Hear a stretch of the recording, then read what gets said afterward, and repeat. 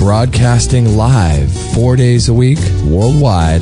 From the sunny beaches of Southern California. This is ExtremeHealthRadio.com. This is Dr. Bradley Nelson, author of The Emotion Code, How to Release Your Trapped Emotions for Abundant Health, Love, and Happiness.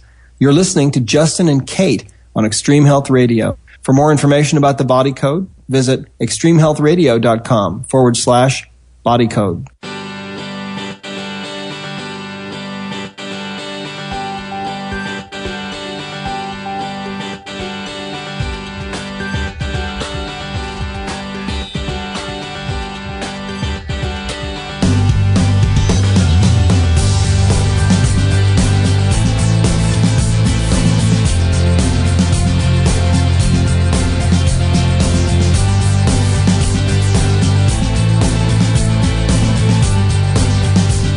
Well, thank you so much, everybody, for joining us here on another episode of Extreme Health Radio. Really appreciate you guys hanging on with us. We're a little bit late today. We apologize, but we just wanted to get the audio sounding as best as we possibly could for you. So thank you guys all on the live show page for tuning in and hanging on. Really appreciate that. This is episode 243 of Extreme Health Radio. For reference, it's Thursday, May 1st, 2000. Mayday. Mayday. Mayday, it is, right? It is. Did you make your little flower and put it onto the neighbor's front porch? Oh, no, but I'm going to. Give me some time, Stelman. It's only 9 in the morning. It's only 9 in the morning. May 1st, 2014. Time is flying by, isn't it? Good night. Or is there such a thing as time? I guess that's a whole other episode altogether. That's a whole separate show. So thank you guys all for joining us, and we're really excited. We have Meridian Grace on the line today from Texas, and we had the opportunity to meet her in person and spend some time at their house with Dr. Massey and talk about a fun time, right? I know. You had your blood read by Dr. Massey, didn't you? I did. And we got a chance to hang out. Meridian showed me all kinds of things that she's doing with the GAPS diet and recipes and all kinds of Talk about an interesting household, eh? Oh, my goodness, right? I know. So we'll introduce her in just a moment. This is going to be a fun show. We're really excited to have her on. If you guys would like to support us, you can always do that through Amazon. If you make regular purchases on Amazon, it's a great way to support our work and keep the show free. So you can go to extremehealthradio.com/Amazon, and that will give us a little commission for your order and make sure that it's free for all the other listeners. So we appreciate you guys doing that. And we broadcast live 4 days a week on Monday, Wednesday, Thursday, and Friday, 9 a.m. Pacific. And today we have some Santa Ana winds, and it's another day in paradise here. Yeah, super balmy, super hot. Yeah, very nice. Hot. Hot. So hopefully, we'll take it. Yeah, we'll take it. Hopefully you guys are having a good day wherever you are in the world. You could be listening to this 5 years in the future in the Southern Hemisphere. Who knows? In Africa. So I want to thank you guys all for joining us. And we have a great show lined up with Meridian Grace from awakeninghealth.com. I'm going to copy that right now and put that into the chat room so people can go there. Awakeninghealth.com. And she has over 40 years of experience seeing thousands of clients from all over the world. And she's into homeopathy, the GAPS diet, and she's just been a sponge for this kind of information. She's got experience doing psycho-spiritual counseling, neuro-linguistic programming, conscious communication techniques, detoxification programs, energy work, anatomy, meditation techniques, manual lymph drainage, hands-on therapy, color therapy, light therapy, sound therapy, Chinese medicine, organic gardening. Man, the list goes on. Natural cooking techniques. So it's really amazing. When we were over there, she was showing me all the different things that she does with the GAPS diet and restoring people's digestion. You were getting quite the rundown of the kitchen. Oh my gosh. You came back so excited to tell me just about the kitchen. I was just so inspired. I was so inspired when I spent some time with her. So it's really an honor to have Meridian Grace on. So thank you so much, Meridian, for taking time out and being on the show today. Thank you so much, Justin. I feel like my head just swelled about 3 times. I know. I didn't want to pump up your ego too much, but that's quite a laundry list. I mean, the amygdala gets so turned on when somebody, acknowledges them and appreciates them. And so mine is just like singing over here. Oh, I love it. And I didn't even read the whole list. I was only about halfway through. Oh, it was really cute. in the world, there's this little message or an idea about how we should make new friends but keep the old. Uh-huh. And just recently, I realized that I haven't been doing very much of my old metabolic typing anymore, or using this amazing software I have called Food Pharmacy. And I moved from being in California back to Texas, and my Food Pharmacy wasn't on my new computer. Oh, wow. So I went ahead and called and got my Food Pharmacy back up again. And I just am kind of like in this state of awe, rediscovering my old golden friends, Nice. of metabolic typing and Food Pharmacy. And I've been clicking on things like the foods that heal the kidney, or the foods that heal the spleen, or, all these different fabulous pieces of knowledge that our ancestors had about how different things how our foods affect us. And so I've just kind of been reveling in that place for the last couple of days at the awe of nature, and how if we work with her, she can really, really help us to heal things. Oh, wow. So what is a Food Pharmacy? Is that an app or some kind of thing that you have, a program, or what is that? Yeah, Food Pharmacy is a program, and I believe that you're able to purchase it also online. I'm not sure what the price is anymore. I actually knew the person who developed it. You all probably know of Dietrich Klinghardt. Oh, yeah. And I think it's David Vaughan who developed this software, and he was married to Klinghardt's number one nurse who worked with him. Oh, wow.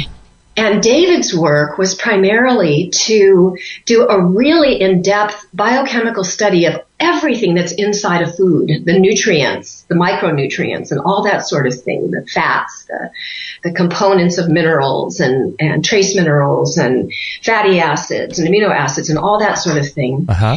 And then he would look at different types of cancers and what the needs were of those particular bodies that had that type of cancer. And he would go through these unbelievable amounts of machinations to figure out how to get all those nutrients from foods. Oh, my goodness. Wow. And then he gave people programs just based on food. Wow. And so can someone get the Food Pharmacy program, or what is that? Can they have access to that? They can. They can buy the Food Pharmacy program online, and you can also work with people like myself or other people who have been trained in metabolic typing. Many of us have the Food Pharmacy program, because Bill Walcott, who developed metabolic typing, I should probably say a word or two about him here too, and his work. But anyway, they've put all of the foods that go for the specific body types into the Food Pharmacy. So, for instance, God, I don't want to sound too technical here, but we basically look at people's autonomic nervous system and whether they tend to be more sympathetic or parasympathetic. The sympathetic side of the nervous system is the side that has to do with fight or flight and accomplishing things, getting things done. Using up the energy that you've already stored happens with the sympathetic nervous system. Okay. And the parasympathetic nervous system is the side that deals with healing and rebuilding and relaxing. So if we're really healthy and in balance, we're going to tend to have more parasympathetic energy happening when we're sleeping, and we'll get a deep, solid, healing sleep. And if we're during the day, if we're healthy, we should have a nice, strong, sympathetic, constant source of energy and ability to move and do and accomplish the things that we are, that we're here to accomplish. Interesting. And some people are more sympathetic than parasympathetic, and some people are balanced. And Bill Walcott was real involved with working with people who had cancer. His primary mentor in the beginning was Dr. Donald Kelly, who developed the work for cancer. Uh-huh. So he worked with thousands of people who had cancer. And what he found in the process of doing this is that Kelly thought it was enough to just look at people's autonomic nervous system to find their body type and figure out what they needed. Okay. But Bill discovered and then shared with Dr. Kelly, and towards the end of Dr. Kelly's life, they went into this part, was that some people are not dominated only by their autonomic nervous system. Some people actually are dominated by their oxidative system. Interesting. And that has to do with how fast or how slow we burn carbohydrates. So, for instance, when you look at Rich and I, we're about as different as night and day. He's 6'2", he weighs somewhere between 160 and 170. Mm-hmm. He's tall, he's lean, he's, got that thing going. He's a fast oxidizer. Right. Before I started feeding him, he could eat 6 and 7 times a day and never feel really satisfied. Right. After I started feeding him what his body type needed, which was lots of animal fats and rich bone broths and meats and certain vegetables and very little fruit, in fact, low sugar fruits, and always having those with things like cream and lots of ghee. And I put 12 tablespoons of fat into his diet every day. He's a lucky man. Yeah. Well, he went from eating 6 times a day to being comfortable eating twice a day, which was shocking to me. I mean, I really was expecting he would need to eat 3 times a day. Wow. But, he just found that getting the right foods for his body type made all the difference. Now, I'm the opposite. I'm a slow oxidizer.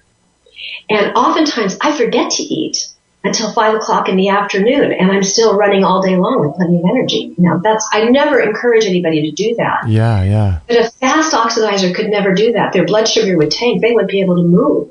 They'd have headaches. They'd be shaking. They would be a mess. So would a fast oxidizer be someone who wakes up and they're already really, really hungry and they're ravenous for food? Yeah. Okay. Yeah, that's one of the signs. And sometimes we tell those people to have some cream, like maybe have a tea with cream in it before they go to sleep, or, a bite of good protein, that whatever kind of protein you feel comfortable with. I know vegetarian or vegans aren't going to necessarily go there, but I'm all over raw milk and raw dairy. Yeah. And kefir and yogurt and stuff like that are probiotic rich and feed your gastrointestinal system. So, Reese, you got into the GAPS diet because when I was over at your house, you were explaining to me all the different recipes. Did you get into the GAPS diet as a result of this metabolic typing that you're talking about?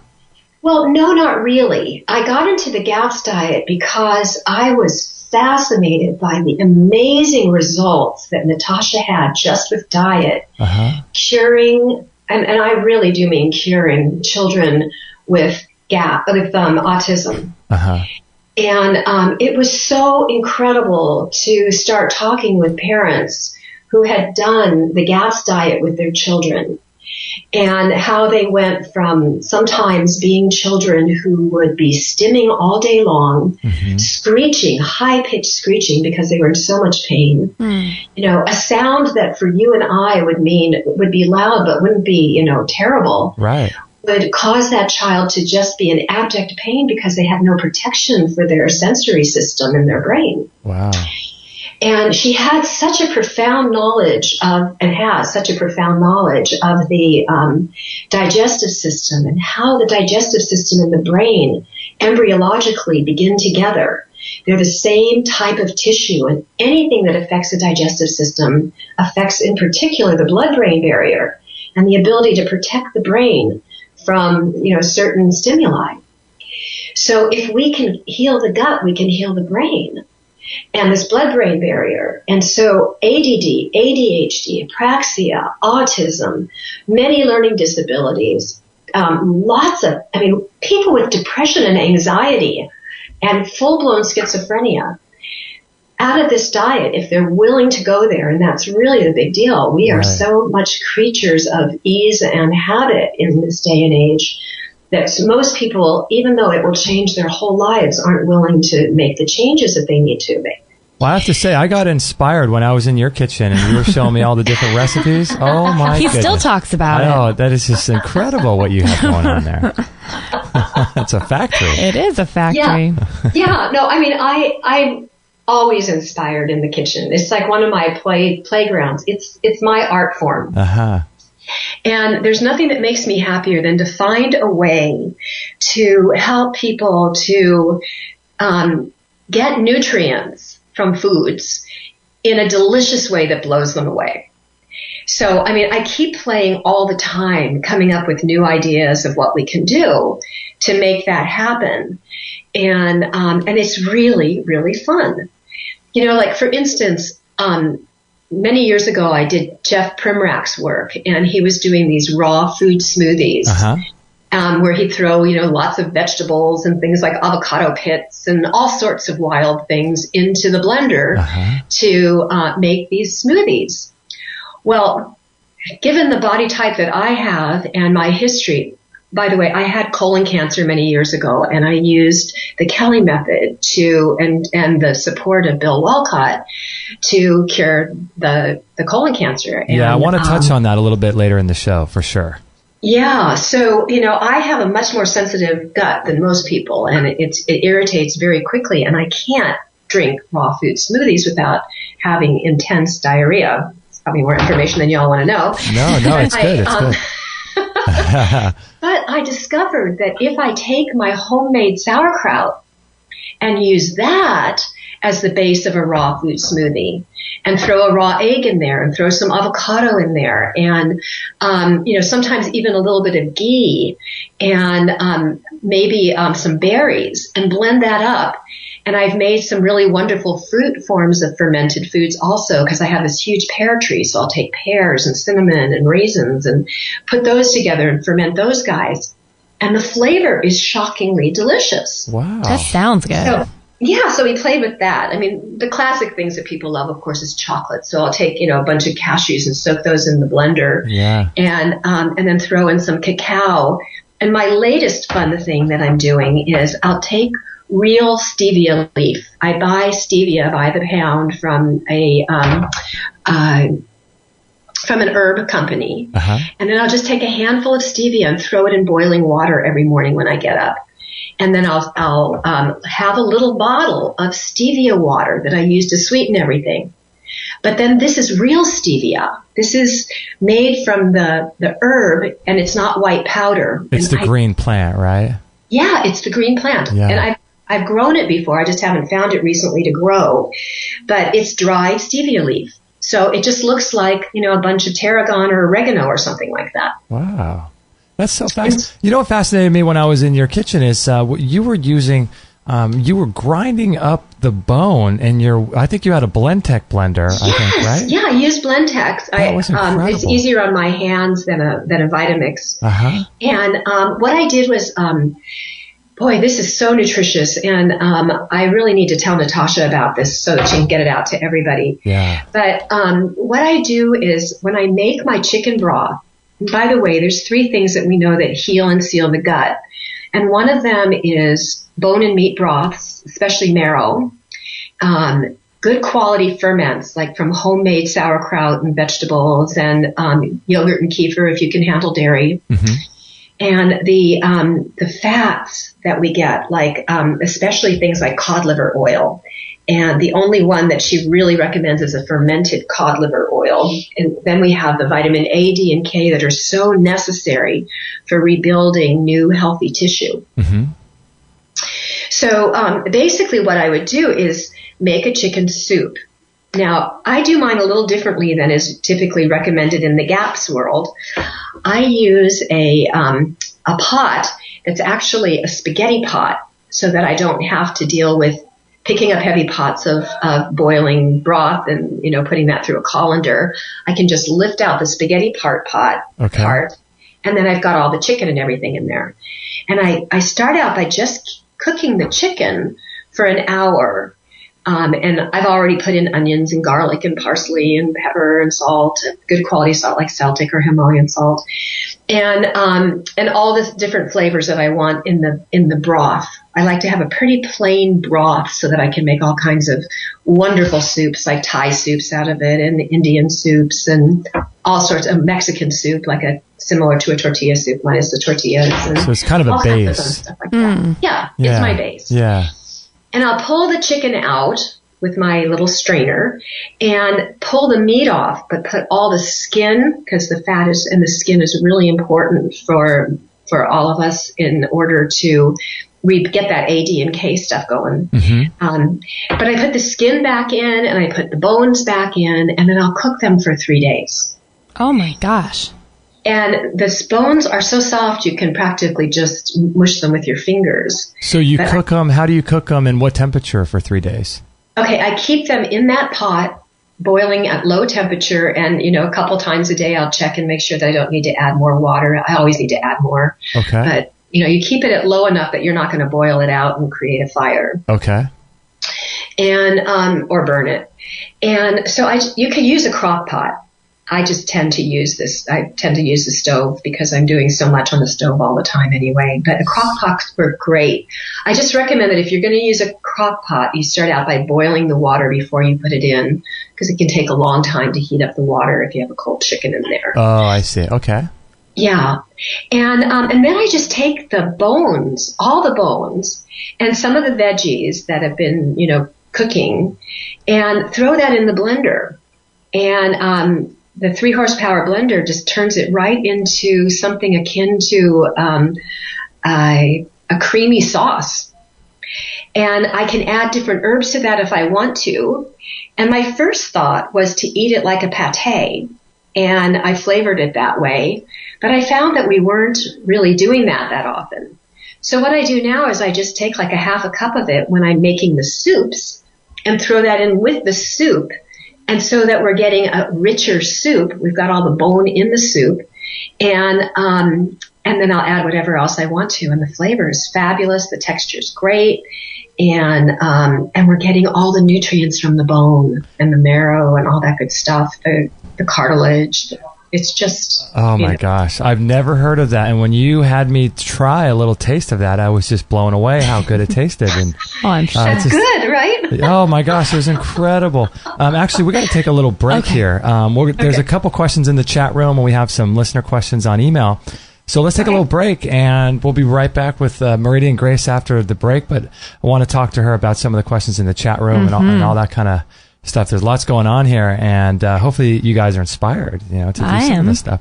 I'm gonna go make a pate. I know, awakeninghealth.com, so you can check out her website as you're waiting through the commercials. And this is episode 243, and we broadcast Monday, Wednesday, Thursday, and Friday at 9 a.m. Pacific. So we'll be right back right after this break. I have to say, I have been absolutely loving this product by Tristan Truscott and Peter Ragnar called Good Morning, Good Evening Qigong. If you want to listen to the interview we did with Tristan, you can go to extremehealthradio.com/127. And Qigong is a great way to de-stress the body. And as you know, there's a huge component to disease caused by stress. And stress is a huge factor in how we live our lives and the amount of energy we have and the amount of vitality we have. And so, Dr. Shade, what do you think about Qigong? People come to me and they're really sick and they got this blown out neurological system and all this toxicity. And I tell them, you need to do Qigong, Tai Chi. You need to do these things that settle down and restore your neurology, because it puts together all the parts. It puts you back into that state where you can start to detoxify. And so I highly, highly recommend all that. And what about you, Kit Campbell? What do you think about Qigong? Do you like it as well? Qigong is amazing. And the reason that I believe it to be amazing is everything here is energy. That is a scientific fact, if there ever is one. So when you're practicing Qigong, you're actually drawing energy into your body. Your intention, whatever your intention is behind any action, will determine the level of energy, type of energy that you absorb into your body. So your intention behind is very important, just like thought. So when you're practicing Qigong, you're actually bringing energy in and you're bringing out the stuff that might be a bit stale. With Tai Chi, it's totally different. The energy runs underneath the skin because it's more of a martial. This is the Chinese understanding, by the way. It's more of a martial art. So Qigong is very, very good for bringing that energy into the body, and just fantastic. If you're interested in picking up this Qigong course by Tristan Truscott and Peter Ragnar, go to extremehealthradio.com/Qigong. That's QIGONG. And you can learn more about it. There's a great video on that page, and you can learn more about it on that page. And I highly, highly recommend this product. I love it myself. So go ahead and check that out. extremehealthradio.com/Qigong.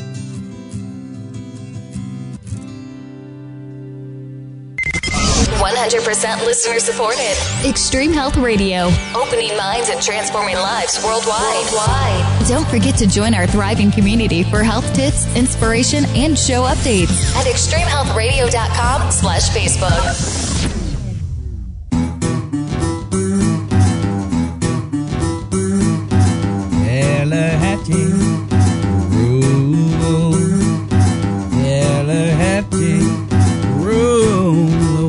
I don't know about you, Kate, but I'm inspired to make some of this food. I tell you, sounds pretty tasty, doesn't it? Lacking on our sauerkraut making processes. I know. We need to get back into doing that. That's a lot of fun. Yeah, I love just knowing where it's coming from, and it is tasty. But I do agree. There's something about having these things made in your own surroundings that are very important. Yeah. Your own bacteria.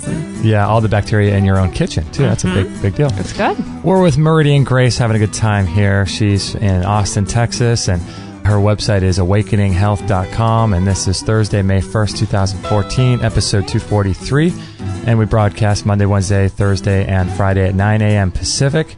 And if you guys have any questions about that Qigong course, we interviewed Tristan Truscott on episode 127, I believe that was. I'm not sure if I made reference to that in the commercial, but it's just a great program, really, really good program, and I highly recommend it. So you can check that out at your leisure if you like.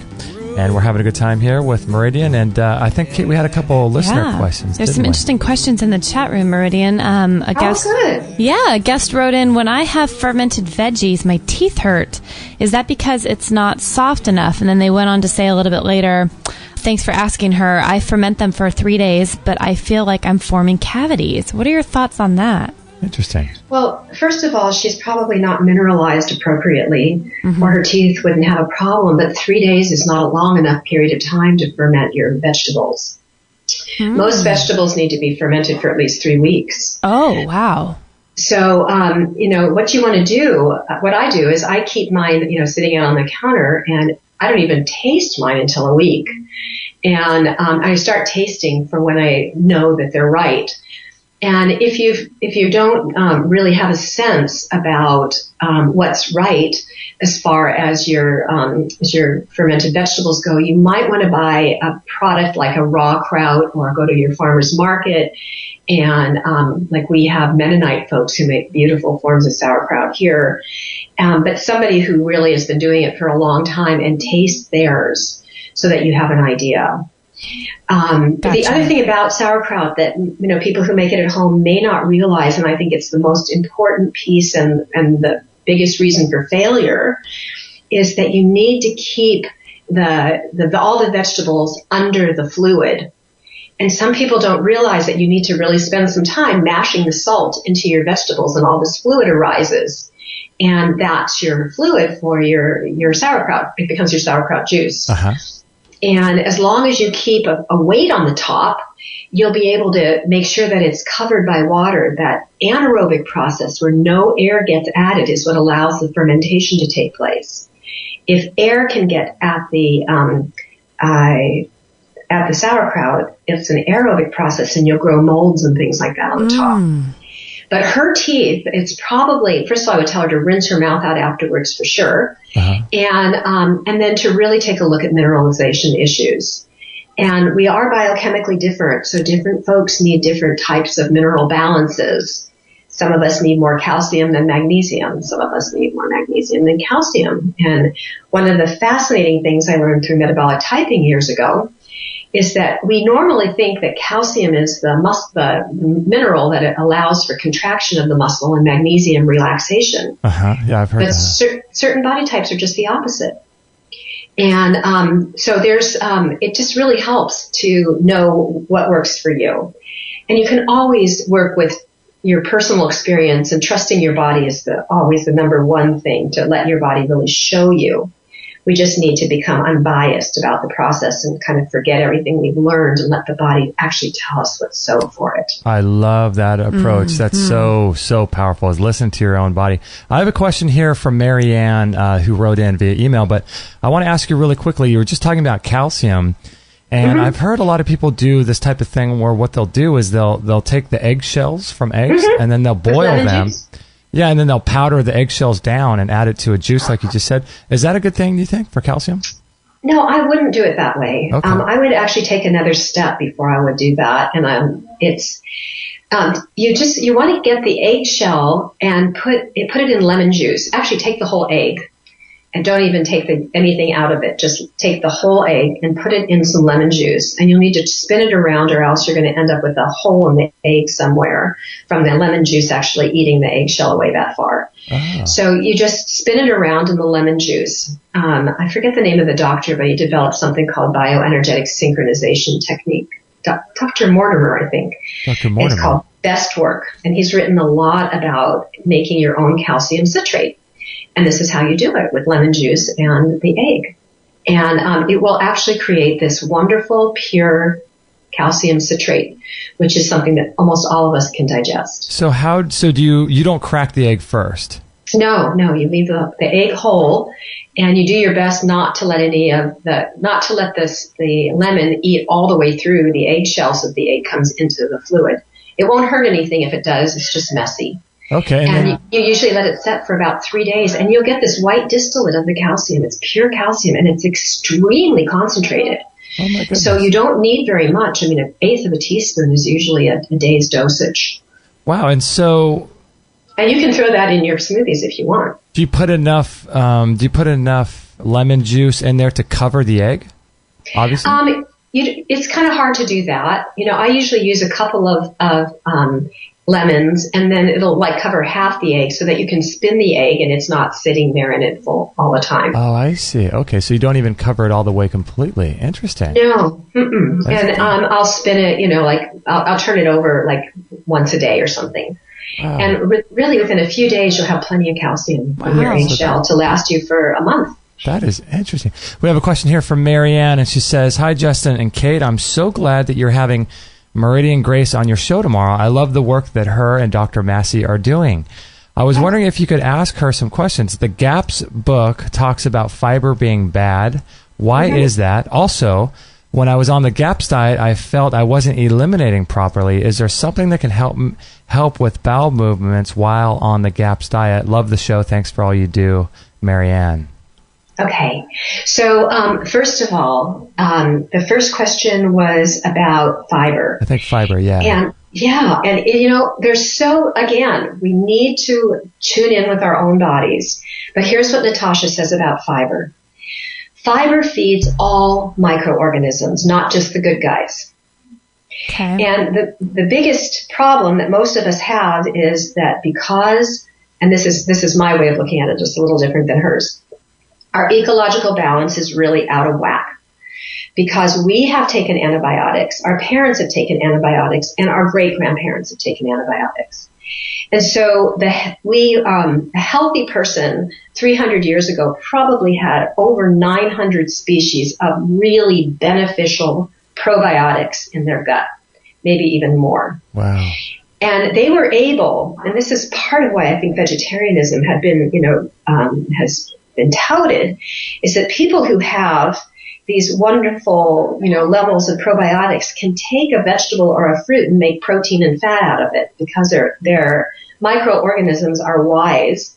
They have an incredible brilliance about them. And if you need more protein or fat, they'll do what needs to be done in order to transform those into a protein or fat. Interesting. Okay. We don't have those anymore because of the problems that we have with having such a limited foundation of good probiotics because of this 3 generations now of having them harmed, first of all by antibiotics, second of all by vaccinations, third of all by taking different forms of steroids like, prednisone and things like that.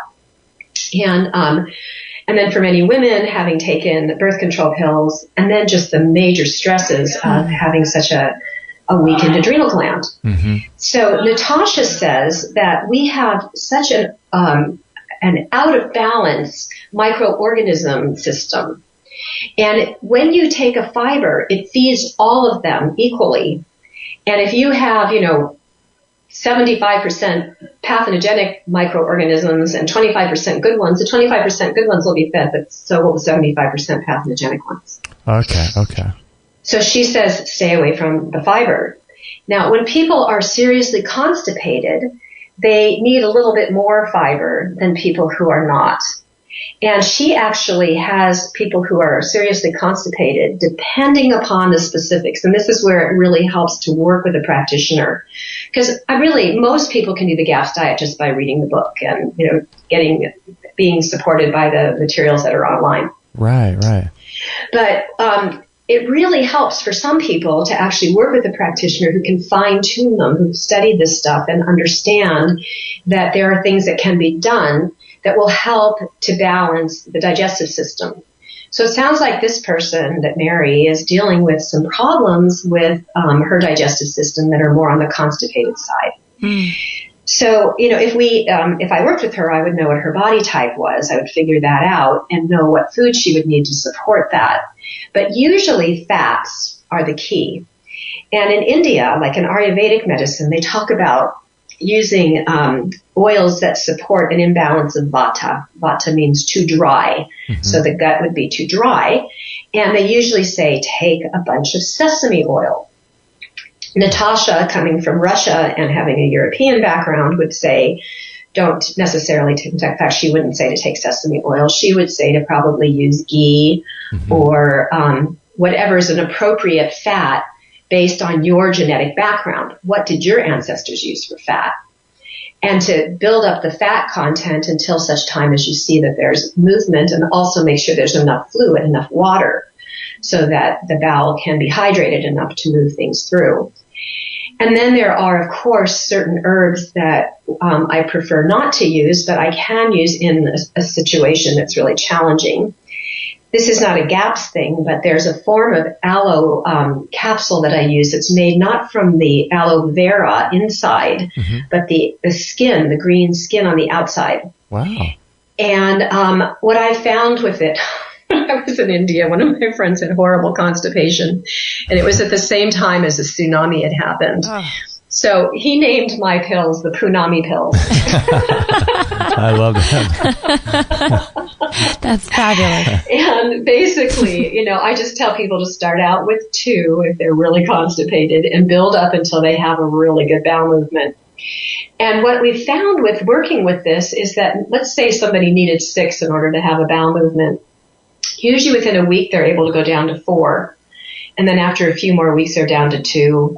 And then they're down to 1 and sometimes a half. And some folks, especially if we're working GAPS, they won't need them at all anymore because we've healed and sealed their gut.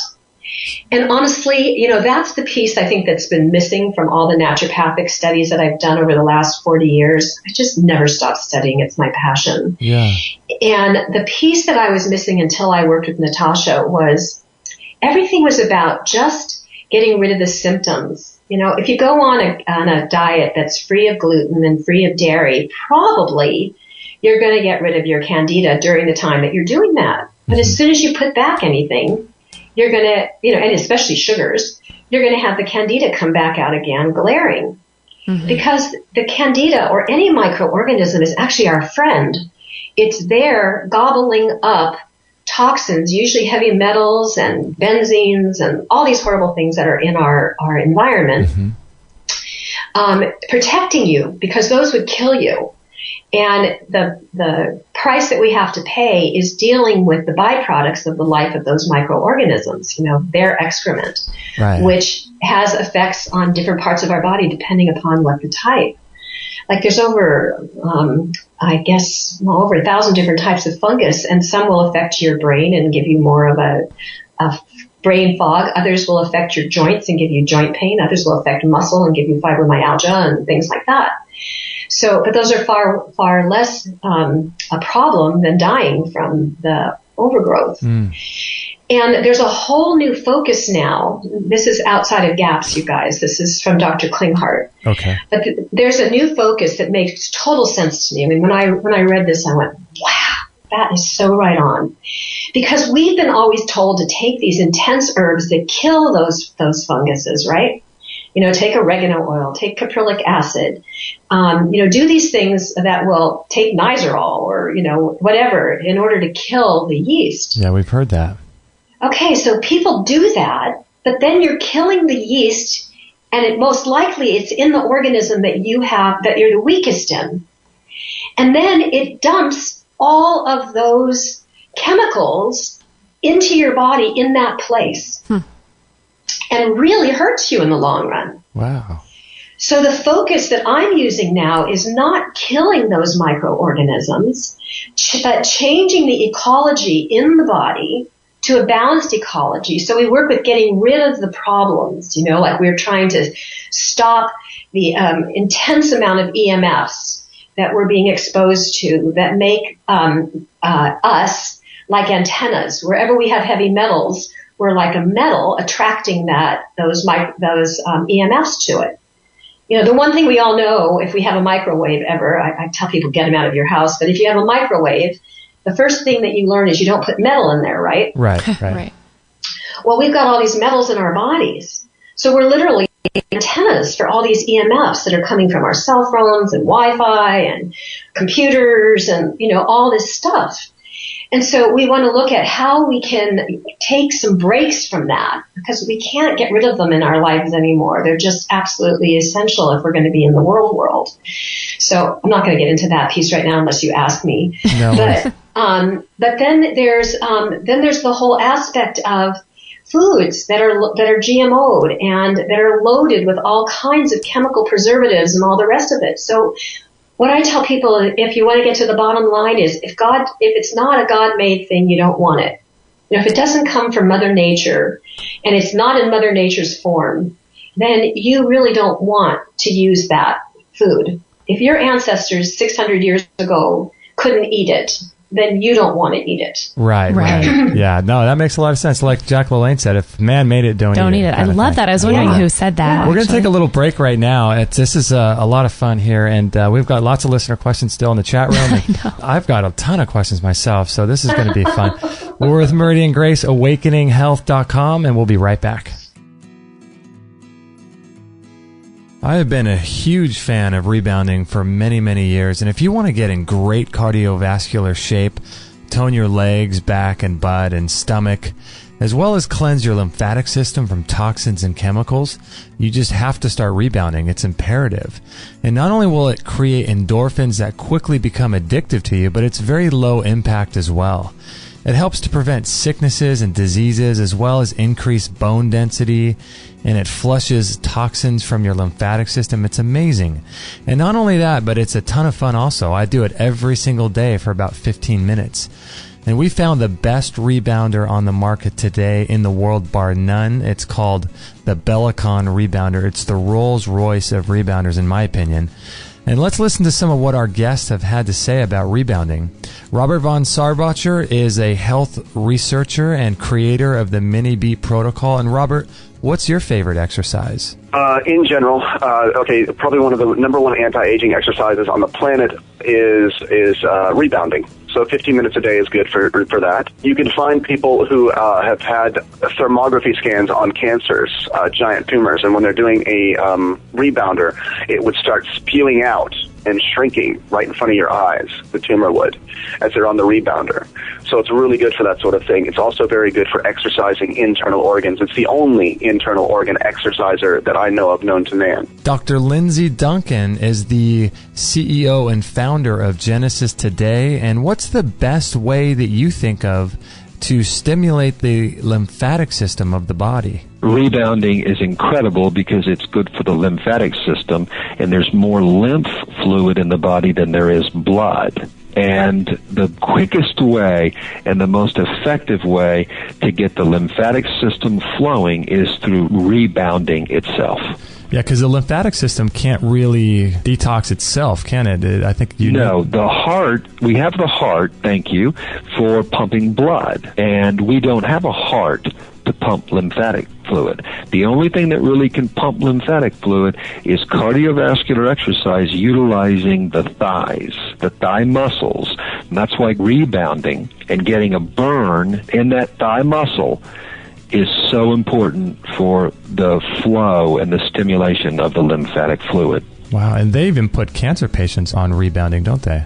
Nutritionists do. Yeah. Yeah, absolutely. Yeah, but not a conventional doctor. But yeah, I've been learning about rebounding lately. It's quite an amazing thing.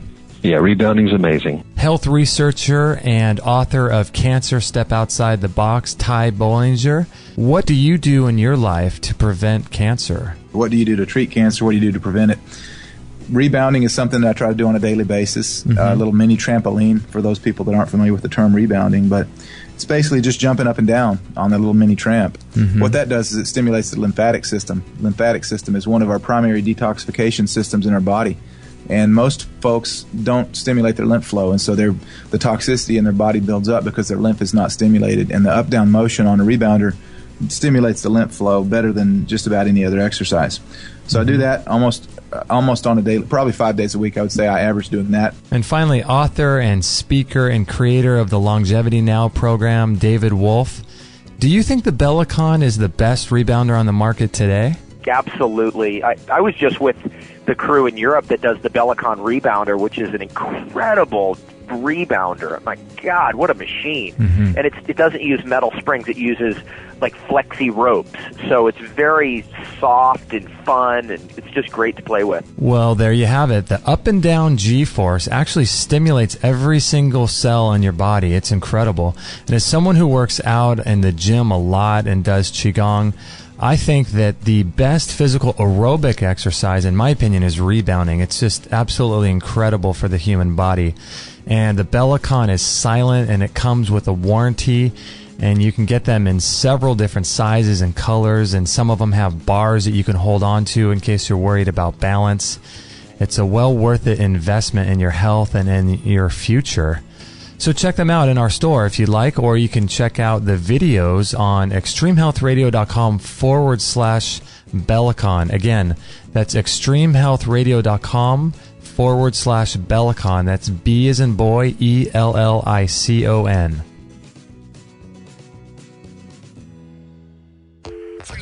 All free shows, all the time, on Extreme Health Radio. Opening minds and transforming lives worldwide. Join our community today. Sign up to our email list and instantly get our free gift to you, along with loads of inspirational content and cutting-edge tips to help change your life at extremehealthradio.com/subscribe.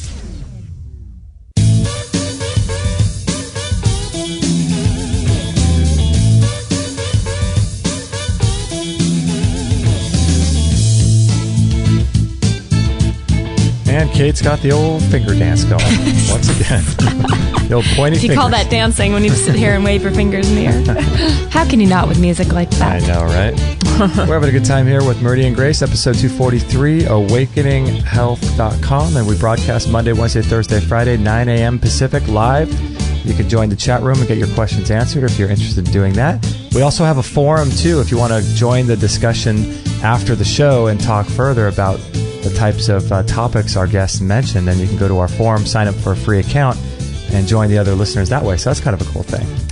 We highly recommend checking the forum and making some friends, talking about some stuff. That's right. It's really good stuff. And we have lots of questions here. Where should we start? I wanted to get into, Meridian, a little bit about your story with colon cancer, but I want to do that in a little bit because we have some listener questions that I'd like to get to. So, Kate, I think you have we have Miss Tana from Texas in the chat room asking, I'm interested in Meridian's thermographic testing, which I'm assuming shows the hot places where inflammation is, which could be a very good sign of possible issues such as cancer, etc. Is this the test I'm thinking of, or is it something different? Okay. I just wanted to finish up let's go ahead. Let's go right to the thermography piece. Okay, so what I have is not thermography. It's called thermometry. Thermometry. And yes, it's regulation thermometry. It's a mouthful, and it's kind of misunderstood or not understood at all in the United States, but it's a primary focus in Europe. If you were to go to almost any European clinic for autoimmune disease, for cancer, for MS, for, Lyme disease, they usually start out with a few screening tools. One of them is looking at the blood, like both Rich and I do. But Rich has been, I actually have everybody see him because he's come up with such extraordinary breakthroughs with looking at the dark field and, or not dark field so much as your live blood and your drying blood. Uh-huh. And the other thing that they do is this regulation thermometry. So it's different than thermography we can see the hot and cold spots for sure, but we're doing a lot more than looking at hot and cold spots. We're looking at 6 different imbalances that show up in our autonomic nervous system in 122 different points that represent different organs, different glands, and all of our teeth and other foci point. Now, foci can be places where we have had different scar tissue form, and they will affect organs that are distant from them, but perhaps related because they're in the same organ that the meridian is that runs through that particular scar tissue. Interesting. And so what we're doing is what I call a challenge test. There's 2 types of tests. A thermography test is not a challenge test. A thermography test just looks at the difference between where the hot and cold points are on your body in any given moment. Okay. And there are many factors that could, make that particular hot and cold point different from one day to the next. And it's a subjective type of a reading because a doctor reads it. So depending upon where he's at that day, you're going to possibly have a different level of reading from your thermography. Thermometry is different in that you're doing a challenge. You're starting off coming into the room really warm. We have people fully dressed in warm clothes, even if it's 110 degrees like it is here in Austin a lot. Mm-hmm. And so we have them totally covered.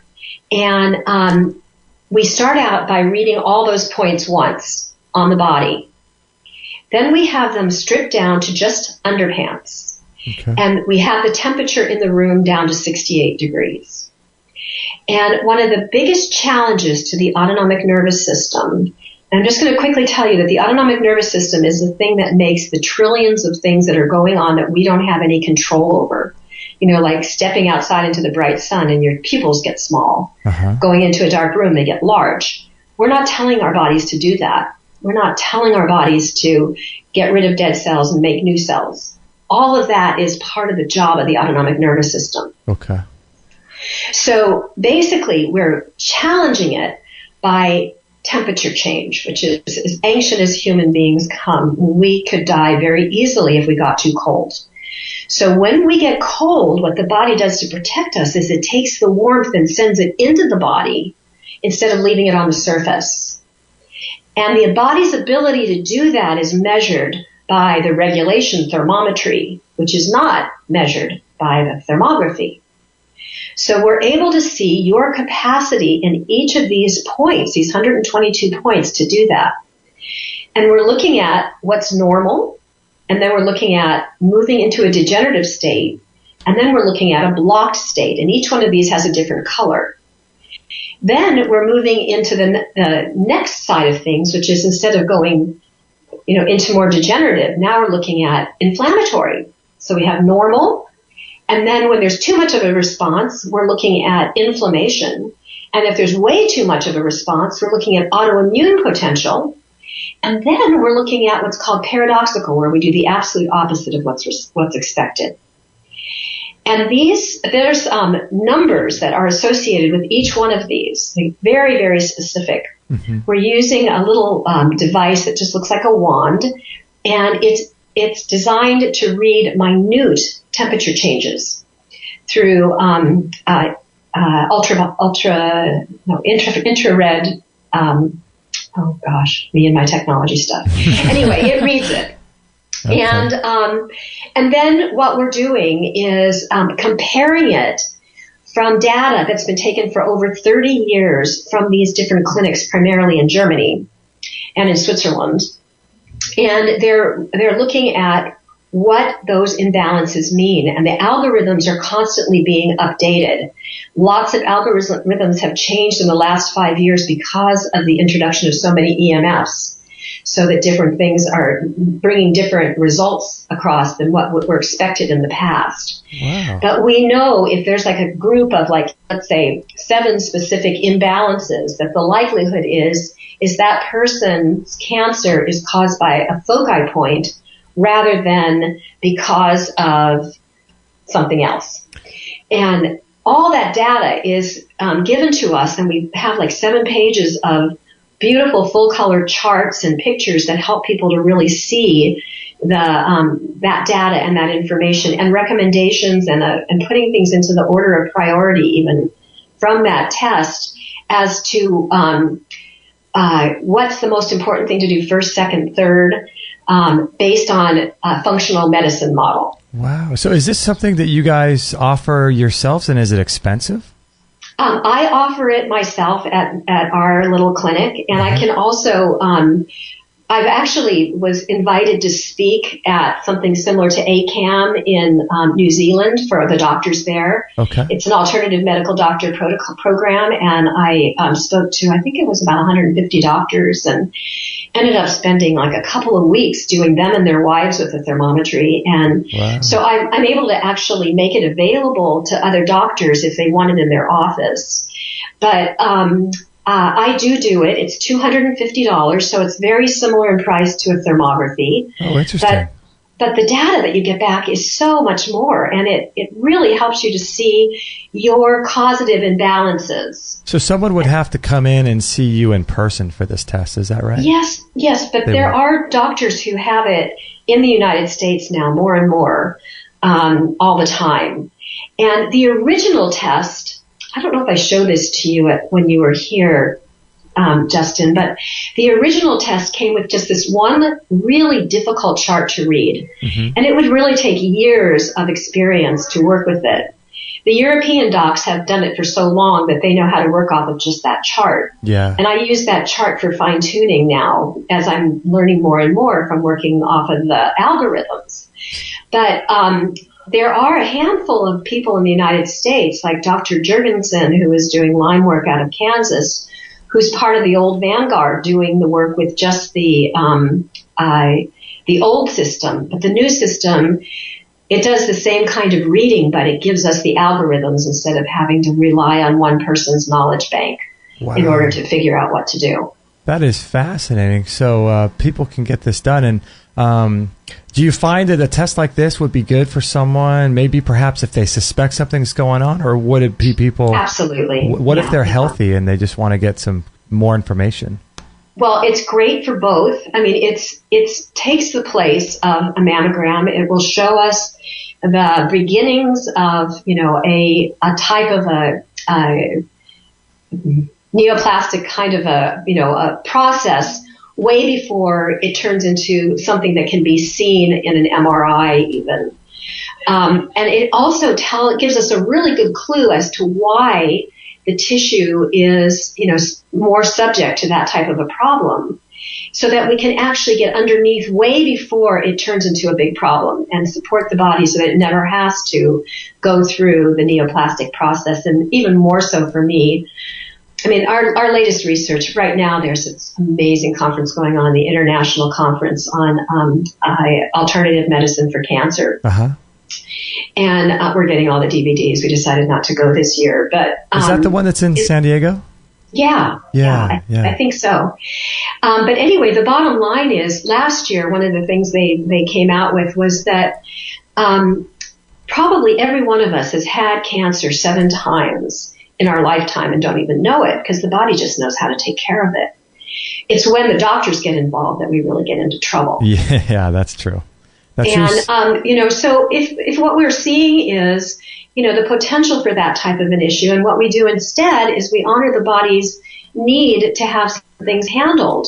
It could be on a psychospiritual level. It could be on a physiologic level. It could be on an electromagnetic level. But all those things, if we look at, and this is one thing that Rich and I are really, really sticklers about, we want to make sure that when we work with people, we're not just working with food or the physical side of things. We're not just working with the emotional side of things or the mental side of things, but we honor the spiritual side of things and the ancestral parts, the DNA and all of that, and what's gone on with our ancestors and how we might be holding a loyalty for a ancestor who died of a disease and wasn't properly acknowledged. And so we carry that disease for them or that health problem until we bring that to awareness. Right. I mean, we're trying to cover all of the basic foundational things that can contribute to a health issue. Yeah, when you and I were talking, you were going over some of the family constellation therapy stuff, and it's just fascinating stuff how this stuff can tie these diseases that we have that are manifesting today in our lives can be triggered and are tied back perhaps, many generations ago. It's really interesting.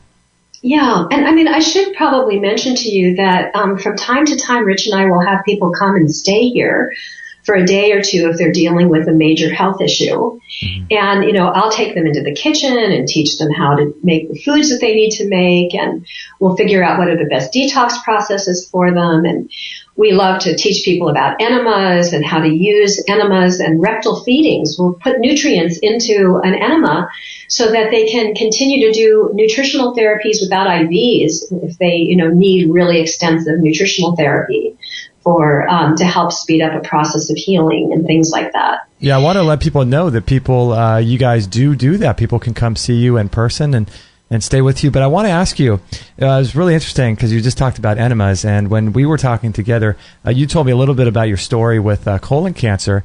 And you were able to come back from that. And you might be the enema queen from everything you told me. It's amazing. Well, Rich and I have this wonderful idea. This is really more Rich's idea than mine, but we've been having so much fun playing with it.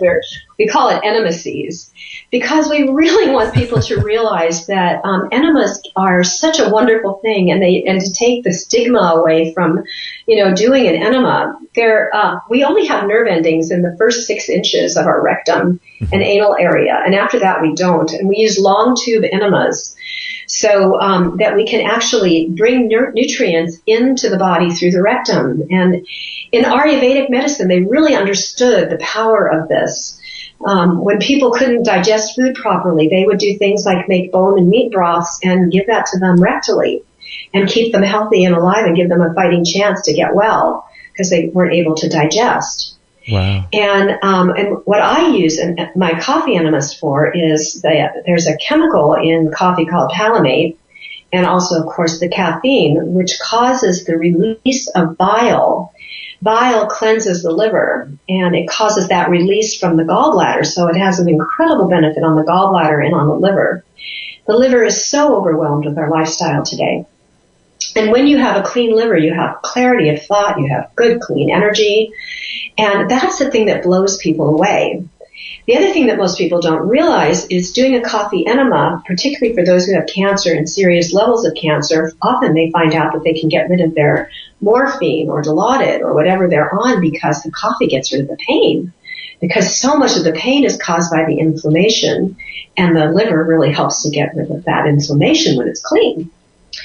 And then the other piece that shocked me personally was that there are many people, not everyone, but there are many people who can take coffee enemas at night just before they go to bed and sleep really soundly because it acts totally differently going through the portal valve than it does when we drink it. So it's a completely different thing taking it rectally then, right? Right. And then I use a special form of coffee that comes from Canada. And that coffee is basically a green coffee that's been dehydrated. The color of it is kind of a soft golden brown color, really light though. And if you let it sit out for 2 or 3 days, it'll turn green. And it's not roasted. It doesn't smell at all like coffee. And it has higher levels of these wonderful chemicals, and we're not dealing with the carbon from the roasting of the coffee. Are you able to share the name of that coffee? Sure, it's S.A. Williams, and it's from Canada. Gotcha. And the Gerson therapy folks use it all the time. Right. And they've done all kinds of special studies on, how much more beneficial it is specifically for cancer and detox of the liver. And so when I was hanging out with you, you told me that you do enemas every single day. Is that right? Yeah, there's times when I've missed them, but it's almost every day. When I was in Brazil seeing John of God, my bucket broke. And so I didn't do them for like 3 weeks. But, little enema break there. Yeah, I had an enema break, and there's days when I'm just too busy. But I have a couple of little secrets that I've done to make it such a short. The little time it takes me to actually make it happen. Because unlike most people, I tell them to use that as a relaxing time, and I really did used to use it as a relaxing time. And now that I'm in relationship with Rich, there's so much for us to do, and very little time. Here I squat and just pop the fluid in and then go running around the house and continue to do more stuff. And release when I need to, instead of lying down on the chi machine and, doing a lymphatic treatment at the same time I'm doing acupuncture points and all the stuff I used to do before when I was doing my... You're not only queen of enemas, you're queen of multitasking. Multitasking, I like Yes, I am queen of multitasking. Here's a question for you too, Meridian. I was doing them every day, and man, I really enjoyed my time. I enjoy what it's doing for my health. And then along the way, I started developing a hemorrhoid situation. And now it just seems like I've tried to do one. I took 3 months off and did one last week or the week before, and immediately, like 2 days later, I felt that flare up again. What do you think's going on with that? Because I miss them and I believe in them. I don't know what to do about that. Yeah, that's an interesting one. I'd have to think about it a little bit. But, the first thing that comes to mind is that it's a varicose vein. That's what a hemorrhoid is. Mm-hmm. And that we may want to take a look into what would support your veins, like butcher's broom or horse chestnut, something of that nature. And the other thing that I do a lot of work with European remedies that are more drainage remedies and oriented towards energetic levels. Mm-hmm. And I use oftentimes a lubricant of something called Proctisan, I believe. It's from Belgium. Okay. And I have this international pharmacy of all these things from all over the world. But the Proctisan is specifically for people who have problems with hemorrhoids. And so it would be preventative, and that might be really beneficial for you to look at. You might want to look at what you're using as a lubricant and make sure that it's, in alignment with your own body type and that you're not having any kind of issues with that. Right. Because it doesn't seem like an enema itself would be the issue. And the other piece is a lot of people use latex types of tubes. Those red tubes. You may have a sensitivity to latex. And what I've done, especially since I'm working with all these little children, is I've sourced silicone tubes. And I've been trying to get thinner and thinner ones all the time. I'm always looking to different companies to see if they'll make thinner ones for me. But I've come up with a pretty good size. I mean, as far as narrow, I'm trying to get them narrower and narrower diameter. So I've come up with one that I can use with children without hurting them in any way. And they're still flexible like a latex tube. And I definitely would not use the plastic tubes that are part of, like an enema bucket that comes just with that. I would always do an extender with something other than that plastic because of the carcinogenic qualities and for some people the sensitivities to the plastic. Oh, that makes sense. That's a great idea. Yeah, that makes a lot of sense. I never thought about that because I have Kate and I both use different buckets. She has the red kind of water bottle looking one, and I use the clear bucket, and mine is a plastic tube. So that's some good advice there. I didn't think about that. I have a silicone tube, and I have a special connector to put the silicone tubes on. Sorry to interrupt you. But, I think it really does make a difference to use silicone, which is a really inert substance for your enemas. Where would you get the end tube? Is that something that you could get on Amazon or somewhere online? You might want to research it, but I've finally found a company. I don't remember their name offhand, but it was quite an ordeal actually first of all, the first silicone tubes I came up with were very expensive. Uh-huh. Then I came up with some other ones that weren't as expensive. They're thinner. And the big deal for me was to find connectors that would go between the plastic tube of the enema bucket and and then the extender to extend it with the silicone tube. Right. And I went through a lot of companies till I found somebody who was able to help me with getting the right kind of a connector. And I now have a connector that I won't tear my hands up trying to put them on. And but if you call me back later, I could probably give you the names of those two companies to get them, or you can always just call us and we're happy to get them off to you. We do a lot of shipping to people all over the world. Oh, cool. Okay. Good to know. Yeah, we'll give your contact information out at the end of the show. And Kate has a question. Meridian, I have an interesting question here in the chat room that I think is really important. I know it's kind of getting back to the gaps, but this that's fine. Yeah, this is interesting. Let me find it real quick. She wrote in, is there basically a way to do a GAPS type diet without the meat? This person says that when they consume meat, they feel aggravated and aggressive. Yeah, there is a way to do it without meat. It's just more challenging and takes a lot longer. Oh. But you need to be willing. First of all, I think you might want to, I don't know if you could really get the job done without doing some sort of a bone broth. Okay. You can do fish broths. And it is possible. We're all unique and different. And really, with the proper intention and the proper mindset, I believe anything's possible. Mm.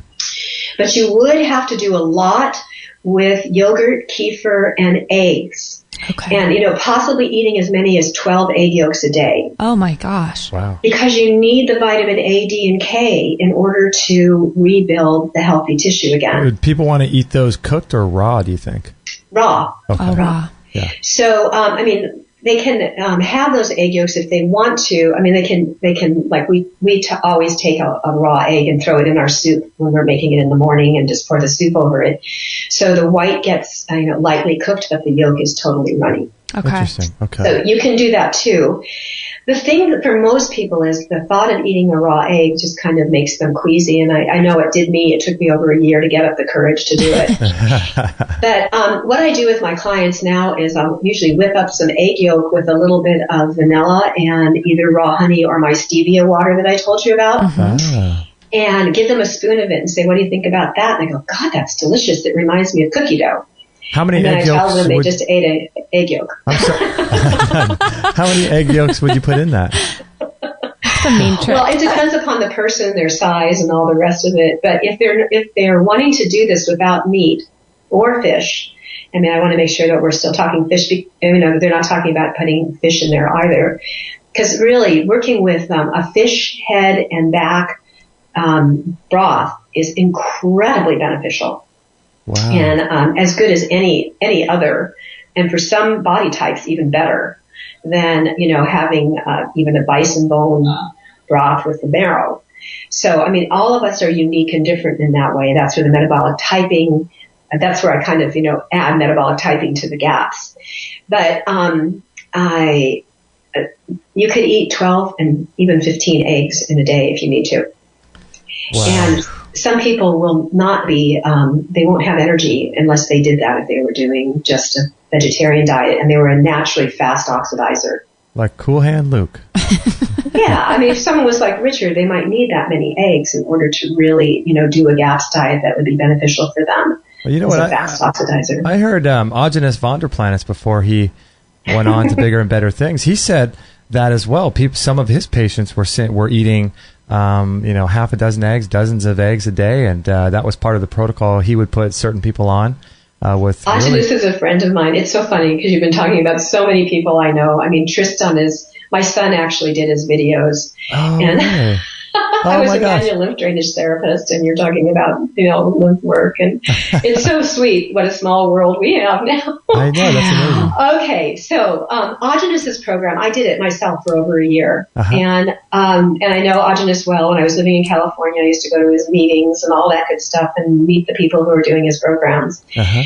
I couldn't do it because I have a tendency towards damp spleen, and I actually ended up with colon cancer after 7 years of being a raw foodist and being a fruitarian for 2 years. But I did 21-day water fast 4 times a year. I was kind of a fanatic and thought I could eat my way to God. Right. Or not fast my way to God, I guess would probably be the way to say it. Uh-huh. And I ended up with such a damp spleen that my body responded in the form of colon cancer. Isn't that wild? And so how many years ago was that?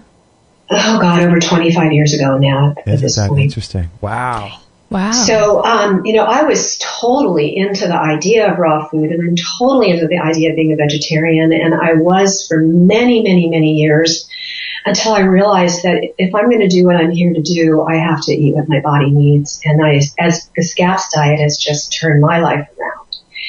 And, I'm dealing with organ meats all the time because honestly, that's what our ancestors ate much more of, was the organ meats rather than the muscle meats. The muscle meat, yeah.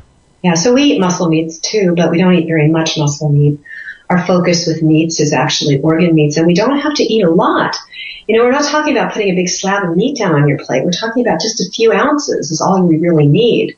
What do you think about like a lot of the toxins being stored and concentrated in the organ meats? Do you think there's a problem with that? No, it's actually a misnomer. And Natasha really points that out.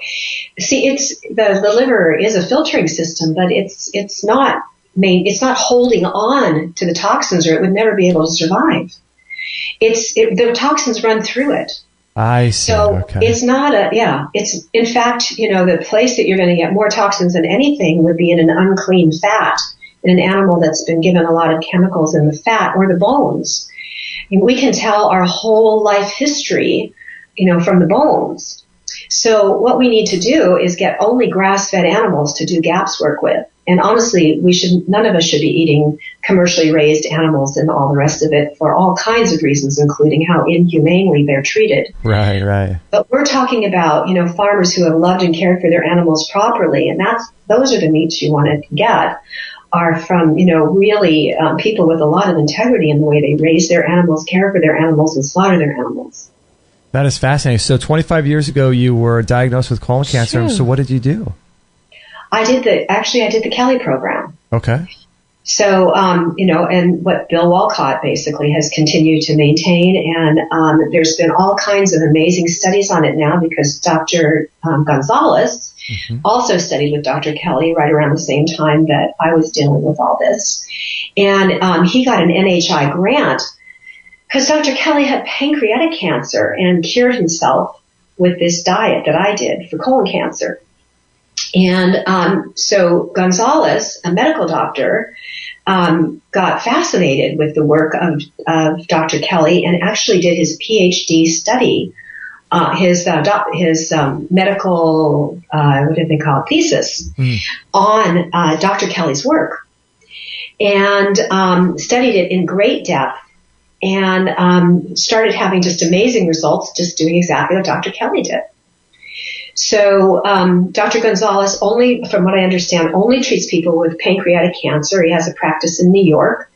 And, to walk in his door, I believe, is about $5,000. But he has some really unique, wonderful things to do for people because he has such a large group of people with pancreatic cancer he's working with, that he has, support groups for people with pancreatic cancer who all get together and talk about what they're doing and, the process and how you go through periods of, some supreme discomfort as the cancer's dying off, and how you need to take extra coffee enemas when you're in discomfort because that gets rid of it. And it's a process that deals with pancreatic enzymes. And I believe when Rich was talking with you, he may have given you a little bit of a history of pancreatic enzymes and how Dr. Kelly discovered them. And he did. Yeah, he did. And we had some people, we actually had Dr.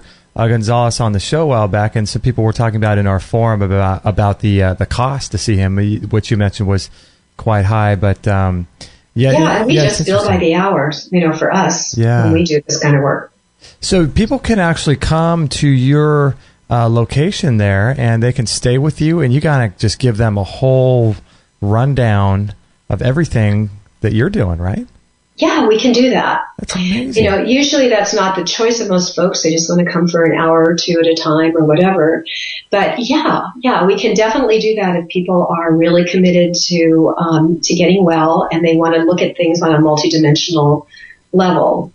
If they're willing to take a look at the psychospiritual aspects and, how they might be carrying a loyalty for their family, as well as looking at their diet, as well as, looking at their blood and looking at their heart rate variability and thermometry. And we use EAV, these wonderful, devices that have been used for many years based on quantum physics and how and frequencies and the relationship of a healthy frequency to an unhealthy frequency and how to bring them up and all that good stuff that they do in Europe. Wow. We do that here. Yeah, that's amazing. And what I thought was really cool when you were explaining this to me when we're at your house is that it's just so cool. If someone wants to come and just get kind of like a brain dump and stay with you guys for 3 days, they could learn, the coffee enemas, the recipes. They can learn how to take care of themselves. They can get their blood drawn. And they can kind of walk away with skills in the kitchen and how to do enemas. I mean, this is incredibly empowering for people. Well, Justin, one other piece I really want to make sure that we add to that is we do a lot of work with M-waves. We wear them, and we have the people that come to see us wear them. And an M-wave will turn green when you're in your heart and you're telling the truth of your unconscious. And it'll be red when we're just talking about knowledge and cultural information, and blue when we're transitioning between them. And to find out the truth of our unconscious, because we never choose to have cancer consciously.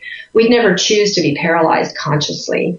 We'd never choose to have constant UTIs, urinary tract infections and pain consciously. It's all from the unconscious level. Right. So to bring that information to the forefront, we use these little M-wave devices. And so when people come to see us, they can see if we're in our heads or if we're in our hearts, because we wear them too.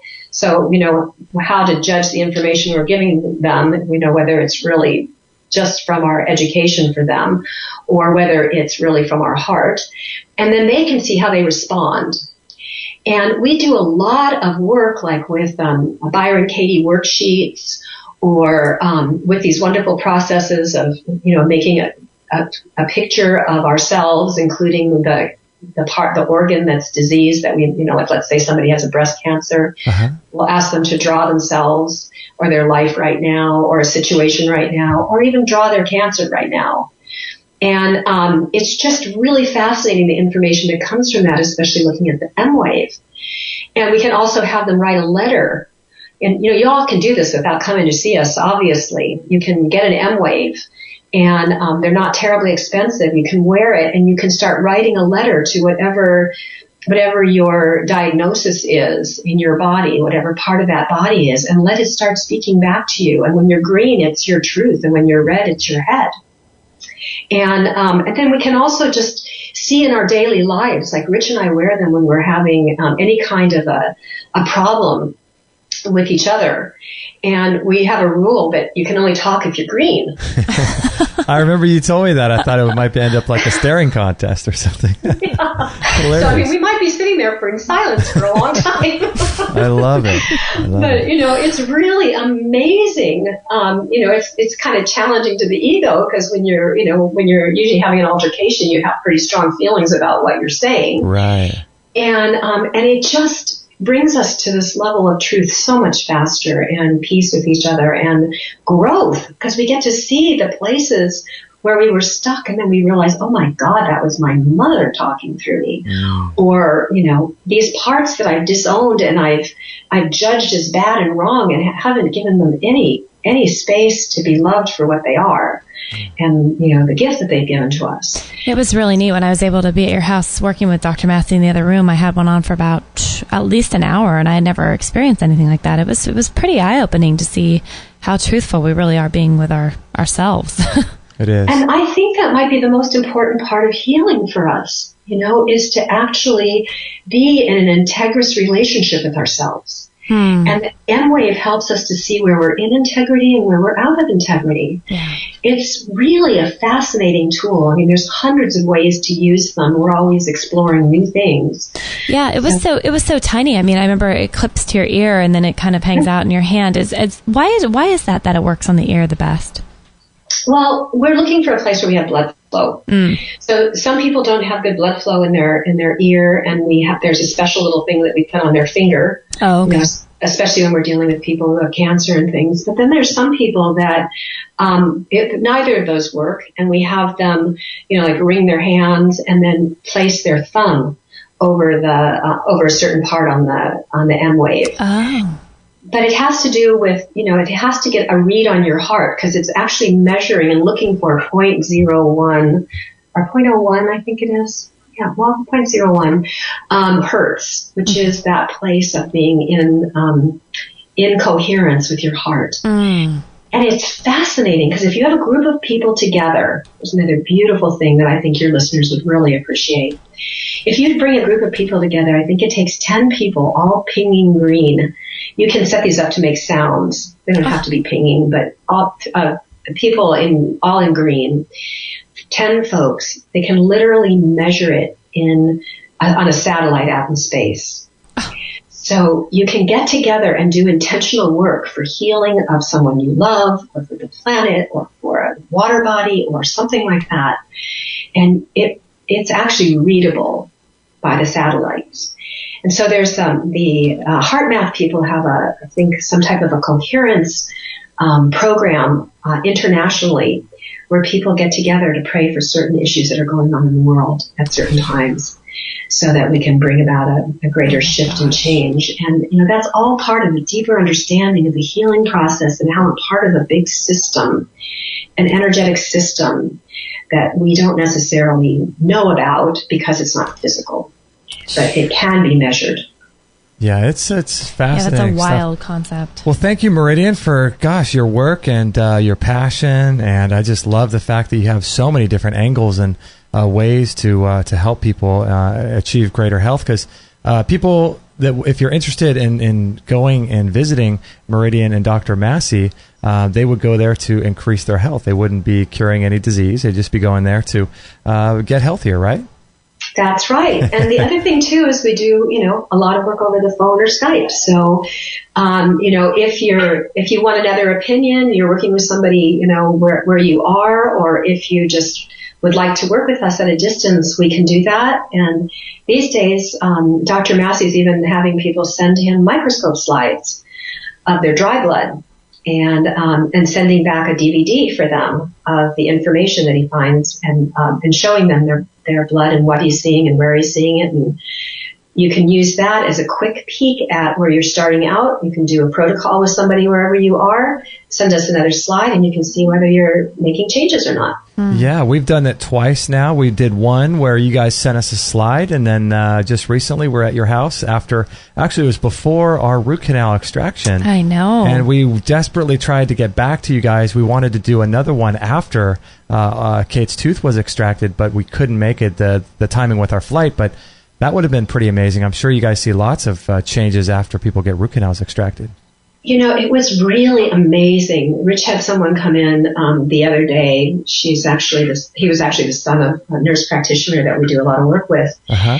And we were so scared when we saw his first reading. I mean, first of all, he had like 7 different autoimmune organs that were being affected by autoimmune disease. And he was this young kid. He wasn't even 20 years old. And just having really serious problems and being able to just stay awake and function, or he couldn't go to school. I mean, it was really, really bad. Wow. And we looked at his blood, and there was so much fungus and spirochete and all of this in there. And we believe they were dental spirochete that seemed to be showing up. I mean, they appear to be. And there were so many white pools that we usually only see when people are in 4th stage cancer. And he went and got his teeth taken care of and came back to our house while he was still a little groggy even. Wow. And had just had, his drips and all that good stuff with Dr. Carpenter, who studied with Stuart Nunley. I think he's who you all went to see with Stuart Nunley. Uh-huh. But he came back, and we looked at his blood again, and it was like of a healthy person. And we could hardly believe it was the same human being. Isn't that amazing? Wow. Just blowing me away at how important the teeth issues are. And that was about 1 day later, you think? It was the same day as he had the procedure. Isn't that incredible? But it was like 2 days apart from when we did the first reading. That is just incredible. Yeah, and just so you know, I get the readings on every single tooth individually from doing the thermometry. So we can tell you if it really looks like teeth are a major issue for you and your health. Wow, that is so... You guys are doing such great work, and I love, like I said before, all the different angles with which you can work with people, just empowering them for their health and taking their lives to another level. I just think it's so amazing. I love it. Thank you so much. Well, it's such a joy. It's such a privilege. I mean, between Rich and I, we have over 80 years of clinical experience. And it's so nice to have an opportunity to share it with people, Yeah. I mean, and working together with someone you love is such an incredible gift. And to have Rich's, amazingly brilliant medical mind there to bring that medical information to light, as well as all the naturopathic, energetic, wild, crazy stuff that I love doing. I love it. And when you get in arguments, you can just use your together, and then his incredible depth in helping people to see the underlying deeper emotional pieces and family loyalties that may be holding a disease in place. We see so many times people with life-threatening diseases walk in with them and leave the office without them because they've actually taken responsibility to heal an ancestral issue and put themselves in the right position in their family order, in their family system. It is just so miraculous and such a precious gift to be able to witness these things. Yeah, I love it. I love it. Well, thank you, Meridian, for your time. Hold on the line there. We're going to sign off the live show so that we can talk with you for a second off the air. And sure. If you guys are listening live, I appreciate all of you in the chat room. It makes our job so much more fun to have all you guys a part of the chat room and listen live. And we're always sorry if we don't get to everyone's questions. There's so many. Try our hardest to get to all the questions. So I appreciate you guys being listening live. And so this podcast will be available later today, episode 243. And what I'll do is I will put a thread in that show page linking to our forum so you guys can continue any discussions over there about anything that Meridian said and share your experiences and all of that. So we appreciate you guys listening live. Please share the show with your friends if possible when it's available. That will help us all out, and it will help Meridian, it will help us, and it will help spread the word of empowerment for people to improve their health. So really appreciate you guys, and thank you so much for listening. We'll catch you on the next episode. Thank you. Thanks, Meridian. You're welcome. Take care. You too. Lots of love. Bye-bye. Bye. Bye.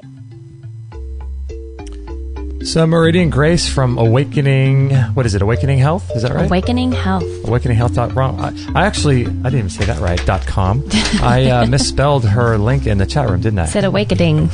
Did I say that? I think so. Oh my goodness. Wow. Oh, that was funny. Well, that was an interesting show, wasn't it? Wasn't it? Yeah. She's really, gosh, I read her whole thing at the beginning, and that was quite a list. I didn't even finish that. I was just joking around about not finishing, but she's also into So you weren't kidding. I wasn't. Holographic integration breathing. What the? Vastu energetics, VASTU. In her early years, Meridian backpacked the Pacific Northwest. She has a great love for nature. She spent time with the Hopis and the Navajos. What has she done? Who is this woman? Herbology. I mean, she says she's been studying Ayurvedic and Siddha, S-I-D-H-A, Siddha medicine. Gosh, it's just Siddha. Yeah, Siddha. Jeez, just amazing. I had such a fun time with her in the kitchen. It was funny because when you were getting your, you were doing, what were you doing? You were doing the heart math, the EM way with Dr. Massey, right? I was doing that along with some, Dr. Massey had me drawing pictures of things, and while I'm checking my heart math, while I'm looking at my blood, at one point I had a chair pulled up across from me. I think I was talking to my liver. You were acting out. I was talking to my liver or my pancreas or something. Yeah. I was acting out. No, I was though. You know what? It really helped me work through some stuff, and they're just fabulous people doing amazing things. The team, that's like the dynamic duo right there. Yeah. Jeez. It's pretty interesting, everything they have going on. Like I said earlier, they got all the list of, I think she said they got about 80 years of experience. It shows. It's really kind of interesting how they have such different sides, because Dr. Massey's got a lot of the medical side, but he's also, in recent years, if you listen to our show with him, he's very much into the family constellation and the work with Byron Katie and the emotional, spiritual, stuff, generational stuff. And so he's really kind of balancing his own worldviews out from, I guess, 20, 30 years of medical indoctrination that he had. But, they're just talk about, like you said, a dynamic duo. I just think it's, when she was talking about how they have when they have a disagreement, they don't talk until their heart math says the M wave says they're on green or blue. Yeah. It was green, right? It was green, yeah. It was green. But I thought, what would they possibly have to argue about? I mean, I know everybody has their stuff, and I'm thinking they seem so made for each other. Don't they? She was talking about how very different they are, but yeah, when you see them together, I mean, obviously everyone's always different than each other, but they sure have an amazing thing going on. And I just always wonder, what it is that people like them disagree about, because I know they don't seem like they would ever fight. Not really. Yeah. It's funny, but it's also good to know we're just all human and it's funny because have our stuff. I was picturing that, and I was picturing if they're sitting there, and I imagined it just being a staring contest for 45 minutes. That was funny. That was actually really funny. They're great. I love them. I love what they're doing. I know they're doing some amazing stuff. Yeah. So people can email them. Both of them. People can email them, and we've worked with Dr. Massey for quite a few years now. This will be your third blood test. I've done one, and we've spent some time with them. You know, I would recommend, like she was talking about with Dr. Gonzalez.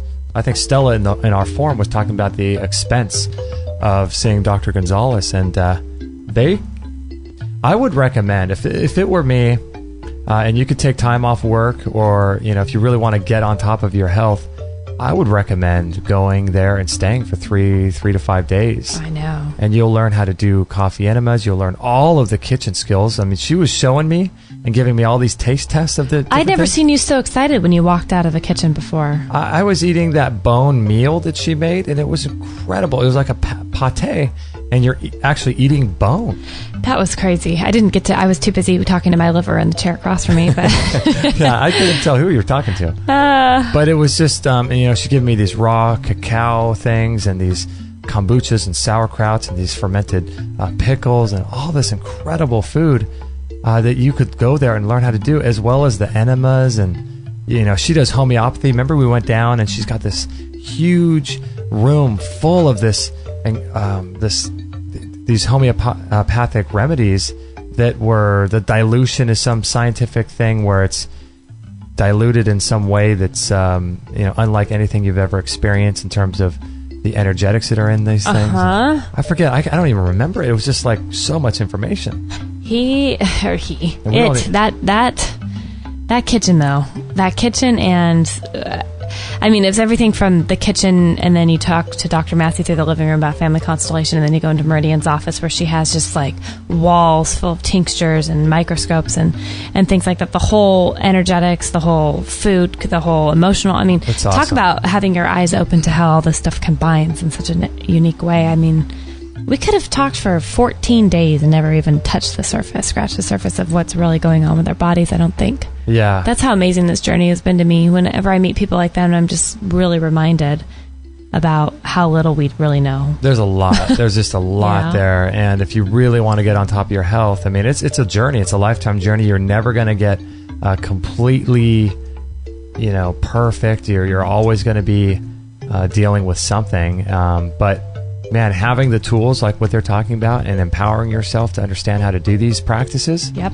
And it'll change your life. And that's where it is. It's empowering us to be able to help our own bodies, help our own selves. Because, you're not going to, we come back from Texas. They're not sitting on my shoulder watching what I'm doing, helping me out, not there to answer every question throughout the day. Mm-hmm. It really is important to empower ourselves however we can. What do you think about that? About her being with colon cancer after she's doing a raw food diet. That was pretty interesting. True. Would she say how many years of doing a raw food? I don't remember. 8, 7? I know she said it was about 25 years ago, but I'm not sure how long she said she was doing a raw food. But she got a damp spleen. A damp spleen. Interesting. Raw food, and then she also did a fruitarian diet for a while, it sounded like. Fasting and that kind of thing. Yeah. Ooh. Yeah, she's really interesting. I would highly recommend working with Dr. Massey and Meridian, either through Skype or going there, seeing them in some capacity, whatever way you can. Yeah, they're worth it. Good stuff. So this in my opinion. Yeah. Oh man, this is episode 243. We broadcast live Monday, Wednesday, Thursday, Friday, 9 a.m. Pacific. So make sure to join our live chat room and get your questions answered, hopefully, in the live chat room. And then on Friday, on the Friday show, which is tomorrow, we'll be able to take your calls if you want to call in via Skype. Actually, you can just call in from your cell phone or any phone, 949-505-9585. And that's a good way to join the show on the radio. You can actually call in and talk to us. So that's a lot of fun. And hopefully you guys enjoyed this show, episode 243. And please do us a favor and pass it on to your friends if you can, because we need to get the word out that there are options for people. People don't have to go down the standard model and be given drugs and chemotherapy and all these crazy things. There are options out there. So that's our goal, is to empower people. That's what we're here for. That's what goal, we do. Right? It's a worthy goal. That's a good goal. Yeah. So thank you everybody so much for joining us. That was fun. And if you'd like to support our work, we have a store with lots of cutting edge products like the two we mentioned in the commercials today, the Bellicon, the Qigong, and we also accept donations if you'd like to send us $10 or $20. And then we have our Amazon link that you can go through, extremehealthradio.com/Amazon, anytime you make a purchase, and that helps us as well. So lots of different ways to support the show. Keep it free for everybody, and we appreciate you guys so much. And pass this show on, if you can, to your friends and family who may be open to this kind of thing. And if they're not, maybe they will be. Maybe they'll surprise you. That's right. So thank you so much, everybody, and we'll catch you on the next episode. Thank you for listening to this episode. It's time to go for now, but our mission does not end with this show. Justin and Kate will be back with another interview packed full of ideas, discoveries, and unique ways to regain your health. Head on over to extremehealthradio.com/subscribe and instantly download our free gift too that contains cutting-edge strategies to start making healthy lifestyle changes today. No material on this blog is intended to suggest that you should not seek professional medical care. Always work with qualified medical professionals, even as you educate yourself in the field of live food nutrition and alternative medicine. I'm not a doctor, nor am I offering readers or listeners medical advice of any kind. None of the information offered here should be interpreted as a diagnosis of any disease, nor an attempt to treat or prevent any disease or condition. While information in this blog and during this podcast is discussed in the context of numerous conditions,